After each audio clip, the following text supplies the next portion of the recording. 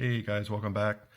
We're going to continue on with level 2 theory here. We're doing the last, bunch of stuff that we're going to learn. Hopefully we just had a test on RLC series parallel combination circuits, and now we're going to start a little unit on AC power, okay? Because now that we have all these different weird components in the circuit, the power in the circuit works a little bit differently then, or quite a bit differently actually, than it did in level 1 when life was easy and we only had DC and we only had resistors.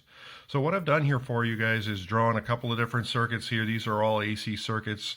This one here has a resistor, 120 volts, 12 ohms. That means there's going to be 10 amps flowing. This one happens to be an inductor, also 120 volts, but the inductor is 12 ohms, so again 10 amps. This one is an RL series circuit, guys, 120 volts, 12 ohms, so all these circuits have the same amount of current flowing, same voltage, okay? But the difference between the circuit is how the voltage and the current behave. And if I look at the resistive circuit, my voltage and my current are in phase. The inductor causes the current to lag by 90 degrees, and so it would look like that. And this RL series circuit, I know that the current is going to lag. I don't know how much because I didn't, we didn't put the exact component values here, but we know it's going to lag somewhere between 0 and 90 degrees. So it's going to look something like this. Now, when it comes time to try to figure out what's going on with the power, we know that the power in a circuit is the voltage times the current.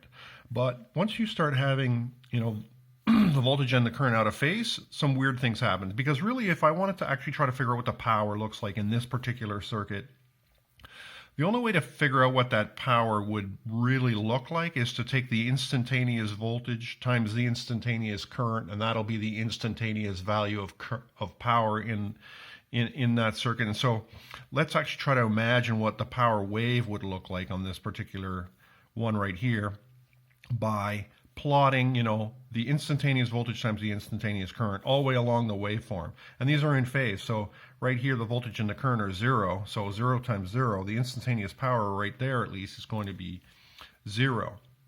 Now, if I take the instantaneous values here, I've got a voltage that's peaking and a current that's peaking, and they're both positive. If I multiply those two numbers together, I'll get some kind of power value up here somewhere. I'm not sure exactly where, but, this times that is going to equal that roughly, right? Here I'm going to be back down to 0, okay, guys, because, voltage and current are both 0. And it's interesting right here, I have a negative value of current and a negative value of voltage. If I multiply those two negatives together, I actually get a positive value, because two negatives multiplied together is a positive value. And then here I get another 0, okay? And so if I connected all those dots, the power waveform would look like this. Okay, guys, if you actually plot it at all. And this thing here is going to be the power in the circuit, and it's going to be a waveform that's always positive, even though the voltage and the current are, alternating. Now, the average amount of power is going to be a line that's, halfway between the minimum and the maximum. So if I tried to figure out, what was going on with this thing average power-wise, this would be the average power right here. Okay, and that's good. The weird thing starts to occur once I start to have an inductor in the circuit, because if I take the instantaneous value of voltage and multiply it by the instantaneous value of current, well, let's do it along the whole line here. Right here where the voltage is 0, the current's negative, but any number times 0 is 0, so the power here would be 0. And in fact, anytime either the voltage or the current goes through 0, the power will be 0. So it'll be 0 there, 0 there, 0 there, 0 there, and 0 there. And now all I have to try to do is figure out, what's going on between those spots. And here I have a voltage that is positive. It's not peaking. I have a current that is negative, and it's not peaking either. But if I multiply a positive times a negative, I get a negative value of power right there. If I look at between these two dots, again, I have a positive current. I also have a positive voltage. Neither one of them are peaking though. If I multiply those medium-sized numbers together, I'm going to get a positive number, a plus and a plus is going to be a plus there. So I know it's going to be up there. If if I look between these two dots, I have a positive value of current. It's not peaking. I have a negative value of voltage. It's also not peaking. If I multiply them together, it ends up there. And here I have a negative current and a negative voltage. And multiply those two negatives together, I get a positive value of power. Now what I want you to notice is if I connect all these dots together, I get a waveform that looks like this. Okay, guys? If I would have drawn it, perfectly. And the average amount of power is going to be a line that, halfway between there and there. And so my average power is this line right here. This is the power wave, okay? And this is the average power right here.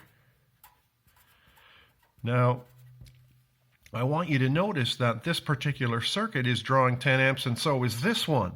This one's using a bunch of power. This one is using no power, okay? 0 power, even though it's drawing 10 amps. Now, this is a more realistic circuit. This is an RL series circuit. This one doesn't really exist because there's no such thing as an inductor with no resistance. So this might be our more, common circuit here. And so let's look at this. I also know that on this one, anytime either the voltage or the current go through 0, the power is going to be 0. So it's going to be 0 in all these spots. Let's take a look at what's going on in between those spots. This current would be going down there like that, right? So right in between these two zeros, I get a tiny bit of voltage, it's positive. I get a tiny bit of current, it's negative. You multiply those two little numbers together, you will get a negative value of power there. In between here, guys, right in the middle, I get, a bunch of current, it's positive, a bunch of voltage, it's positive. I'm going to have a power that's up here somewhere. In between these two, a tiny bit of current that's positive, a bunch of voltage that's negative. Those two multiplied together is going to be a negative number. Right in the middle of these two, I get current that's negative and voltage that's negative. Multiply those together, you get that spot. And right here, if I finish this waveform, this is continuing to go up, I get a voltage that's positive and a current that's negative. Multiply those two together, you get a negative number. And this is what this waveform looks like, okay, guys? And again, the average amount of power that this circuit is using is going to be a line right in the middle. So right there, this is the power wave here. Okay, but this is the average power that this circuit uses. Now, this is all very interesting because your kilowatt hour meter, guys, is measuring average power. Okay, so if you're, got a kilowatt hour meter on the front of your house, it's going to try to measure this power wave. It's going to figure out the average power, and that's what it's going to charge you for. And so for this particular circuit here, you would be paying for all the power that the circuit is using, and your kilowatt hour meter would be spinning like crazy. This thing right here, guys, the kilowatt hour meter will not move at all. Okay, if you had a big inductor in your house and you connected it, it drew 10 amps all day long. At the end of the day, your kilowatt hour meter will be the same spot it was at the beginning of the day. All right, guys? Now, this is a more realistic circuit. This is probably a motor or something like that, because motors are big inductors, right, with resistance. And this thing, even though it's drawing the same amount of current as this thing, is using less power than this thing. And your kilowatt hour meter would move, but not as much as, this thing would cause the kilowatt hour meter to move. All right, so we're going to stop this video here. We're going to start a new one. We're going to talk about what this means and how this affects, everything. All right, guys, so tune into the next video.